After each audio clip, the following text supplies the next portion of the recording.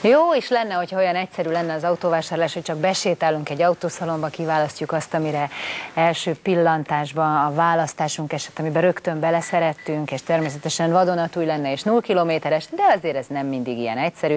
Nagyon sokszor adódik olyan helyzet az életben, hogy olyat választunk, amit valaki már leadott. Na de hogy honnan tudhatjuk azt, hogy az az autó azért még megbízható, az nagyon sok kérdést vet fel. Kollégáink megpróbáltak ennek utána járni.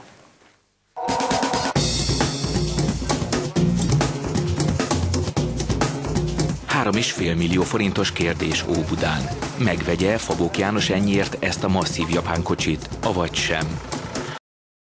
A válasz eldöntéséhez egy segítsége is van, mégpedig állandó autószerelője személyében. Félek, mert nagyon sok rosszat hallok, tehát hallok a kilométer anomáliákról, hallok csalódott vevőkről, és én hát igyekszek mondjuk úgy tenni ellen, hogy lehetőleg én se essek ebbe bele.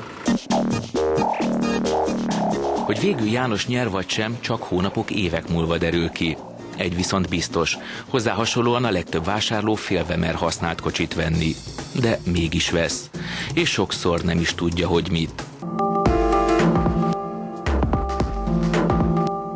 Az óbudai autóváros szakemberei a családbarát kamerája előtt szedték ízekre ezt a 10 éves kocsit, hogy bebizonyítsák. Az ördög tényleg a részletekben rejlik. Az autónak nincs alapjárata, végzett visszajelző lámpa, folyamatosan világít, elhúz jobbra-balra az autó. Kilométer mennyiben? Kilométer 158.470. Figyelj csak, ez csöpög, ez nem... Ez ömlik. Ez ömlik. Nem lesz könnyű eladás. Az biztos. Nagyságrendben is úgy gondolom, ilyen 150-200 forint körül. Nagyságrend az úgy néz ki. Az autóról az első benyomásom az az esztétikai. Hogy néz ki, ki van takarítva, tehát szép autó legyen. A műszakiról pedig mindenképp szakembernek a segítségét kérném. A szakemberek szerint már az is gyanús, ha az eladó nem akarja, hogy független szervizben is átnézessük a kocsit. Így például azt is, hogy mit mutat a jármű kompjútere. Emellett azt tanácsolják, a szervizkönyvet, a számlákat is mindig nézzük át. A kocsit pedig lehetőleg természetes fényben vegyük szemügyre. Legyünk bizalmatlanok, de barátságtalanok azért ne. Ezt már a témával rendszeresen foglalkozó autósportál szerkesztője teszi hozzá. Szörényi András szerint egyetlen hirdetést olvasva se higgyük el azt, hogy kifoghatjuk az aranyhalat. A feltűnően olcsó, illetve a feltűnően magas árú hirdetéseket mindenképpen hívjuk végig. Lehet, hogy egy kereskedő töltötte fel őket csak azért, hogy az által árult autóknak az értékét fölverje, vagy levigye, attól függ, hogy vevővel vagy eladóval találkozik éppen. Riportunkból persze nem maradhat ki a kilométer-óra visszahúzása sem. Hogyan is maradhatna? A jogszabályi szigorítások ellenére továbbra is hungarikumnak számít a 60-100 ezer kilométeres visszatekerés. Mert nem olyan rég futottam össze valakivel, aki egy 650 000 kilométerről visszatekert német elegáns autót akart megvenni. 370 volt benne, de azért a biztonság kedvéért elvitte egy márkaszervizben állapotfelmérésre, és ott hát megsúgták neki, hogy ez 650-nél már volt szervizelve, tehát még a feltűnően nagy szám sem biztosítéka annak, hogy nincs visszatekerve az óra. Bizony, bizony, van még néhány kérdésünk ezzel kapcsolatban, de szerencsére Lovas Károly Róbert, a Magyar Autóklub főtitkár helyettese elég nagy eséllyel meg fogja válaszolni a mi kérdéseinket, szeretettel köszöntjük. Akkor, hogyha mi eladunk, vásárolunk egy használt autót, megpróbálunk ugye körültekintőek lenni. Nem mindenkinek van olyan megbízható autószerelője, mint amit láttunk az imént a mi kis filmünkben is, aki elmegy vele, és tényleg szigorúan végignézi ott a kereskedőnél. Sokszor a kereskedő se engedi meg, hogy megnézzük. Megvettünk egy autót, és mondjuk 3 hónap múlva, mondjunk egy extrém példát, kiesik belőle a motor. Tehetünk még akkor valamit? Nagyon keveset tehetünk. A legrosszabb mondat, amit lehet hallani, az úgy kezdődik, hogy vettem egy autót, nézzük meg, hogy mit vettem.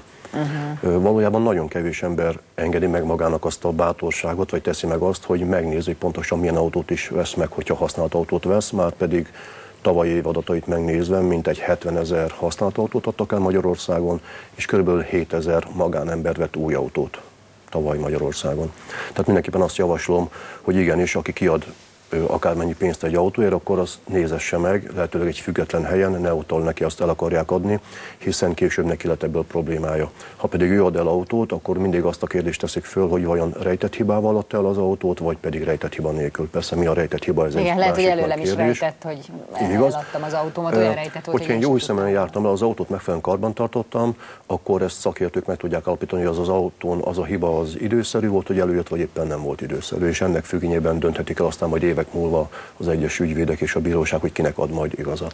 Na de tisztázzuk alapvetően azt, hogy nekünk jogunk van, te meg tudnád azt csinálni, hogy elmész autót vásárolni, és viszed magaddal a szerelőt, és hát és hogy egyáltalán a kereskedő most megengedi el, hogy jó napot kívánok, ezt az autót megvenném, de előtte elvinném megnézetni. Hát, igen, aki ezt nem engedi meg, ő nem kereskedő, hanem ő eladó, és ő abból él, hogy behoz autókat, visszatekeri, aztán eladja. Meg kell nézni, van egy nagyon érdekes statisztika, Olaszországból, Németországból hozzák be ezeket az autókat, ott ha az ember rákeres a honlapra, akkor azt látja, hogy ezek az autók ilyen áron, ilyen évesen kb. 150-200 ezer kilométert futottak, érdekes módon a határátlépés pillanatában mindegyikben valahogy visszaugrik 60-80-ra. Tehát ne gondoljuk azt, igen, ne gondoljuk azt, hogy ennyi pénzért lehet kapni ilyen kilométerrel autót. Ez nem jelenti azt, hogy az az autó rossz, ez csak azt jelenti, hogy másképp kell azzal bánni, más karbantartási életciklusban jár. De mi az, ami ezen kívül még árulkodó lehet? Mert lehet, hogy nem találjuk meg annak az autónak a hirdetését. Igen, azok a mondókák, amik úgy indulnak, hogy éppen elvesztették a szervizfüzetét, vagy éppen a 6. oldalon, a 12-ön, mert kitépték azt a 4 oldalt, ahol látszik, hogy már 300 ezernél is volt bent valamilyen javításon, az legyen gyanús. Hogyha nincs meg hozzá minden kulcs, az legyen gyanús. Én azt gondolom, hogy majd tisztességes kereskedő, ő maga fogja felajánlani, hogy az autót valahol nézessék meg, hiszen a legegyszerűbb vizsgálatokkal, egy autónak a felemelésével, festékvastagság méréssel, a hézagoknak a szemrevételezésével, kopásokkal meg lehet mondani, hogy nagy valószínűséggel az autó egyben van-e vagy nincsen, és ezzel tudjuk csökkenteni a későbbi kockázatot. A kilométernek pedig azért van jelentősége, mert ezek a mai modern motorok egy ideig nagyon bírják, aztán egyszer csak megkövetelnek egy komolyabb szervizt, az azt jelenti, hogy akár 6-800 ezer forintos szerviz is lehet egy motornak, ha minden cserélni kell. Pontosan, ez a mumus, a vezérműszíj csere, mert ha az elszakad, akkor a motor az ketté törik. Tehát ezért fontos az. Ha pedig én eladó vagyok, jó hiszeműen járok el, akkor minden papírt elteszek, minden olajcsere számját elteszem, és azt át tudom adni, hiszen ugye a kulcs szó az, hogy megtekintett állapotban a szükséges dokumentumokkal ajánlom föl a saját autómat eladásra, és ezt várom el, hogy lehetővé tegyék, hogy így vegyek én is autót. Ha egy szalomból vásárolunk egy használt autót, kérhetünk mi tőlük bármiféle garanciát? Tehát tulajdonképpen ők ugye állítanak valamit akkor, amikor nekünk eladják az autót, és azt mondják, hogy ennek az autónak mondjuk a 100 ezeres vagy 200 ezeres szervize megvolt. Aztán mégis, ha maradunk ennél a példánál, elszakad a vezérműszíj, és történik egy nagy tragédia. Legalább ilyen szélsőséges esetekben ha egy cég ad el autót, egy cégnek vannak bizonyos jogi kötelezettségei, tehát megvan neki például 6 hónapig kell bizonyos jótállást, azaz garanciát vállalnia, hogyha ezen túlmenően bármit állít, azt nyugodtan kérjük írásba. Ha ő azt mondja, hogy megvolt az autón a nagy szerviző, megvolt a vezérműszíj csere, akkor erről kérjük el a dokumentumot, ez vagy számla, vagy bármilyen papír, ami később engem igazol, hogy tényleg megtörtént, és én emlékszem jól. Tehát ez ma már nem kell úgy tekinteni, hogy én ezzel most ott próbálok kekeckedni a kereskedővel, próbálom a tisztességes módon megkapni az összes információt, és abban a hiszemben feltűnni, hogy én egy kellően körültekintő vásárló vagyok. Hiszen nem kevés pénzt hagyunk ott, ugyebár egy autóért. Elmondható az? Vannak arra vonatkozóan adatok, hogy a magyarországi autóállomány az milyen állapotban van? Tehát, hogy mi változott az elmúlt években? Most mondhatnám, hogy kicsit túlzással a tragikus és a katasztrofális között van. Magyarországi személygépjármű állomány átlag életkora között a 13 évhez. Az átlag? Igen, az azt jelenti, hogy még van 25 év fölött is, tehát még több mint 100 ezer lada szaladgál a magyar utakon. Ez nem baj, hiszen nagyon stabilbíró autó, viszont itt még tart a válság, tehát itt az autók általában nem jelennek meg a szervizeken, és épp ezért nincsenek is olyan karban, mint ahogy kellene. Az is jellemző, hogy sajnos, hogyha valakinek van 1 millió forintja, akkor ő pontosan 1 millió forintért akar autót venni, és nem marad egyetlen forintja sem arra, hogy a kötelező minimális szervizt megcsinálja a vásárlás után, hogy ő biztosan úgy induljon neki, hogy friss olaj van az autóban, esetleg friss vezérműszíj van, és fék is van az autón, abból indul ki, hogyha vette fél év műszakival, akkor az fél évig hiba nélkül fog futni. Vagy nem. Hát nagyon szépen köszönjük, hogy mindezt elmondta nekünk. És mi megint sétálunk egyet, sétálunk. Én csak így óvatosan a tűmmel a kezembe.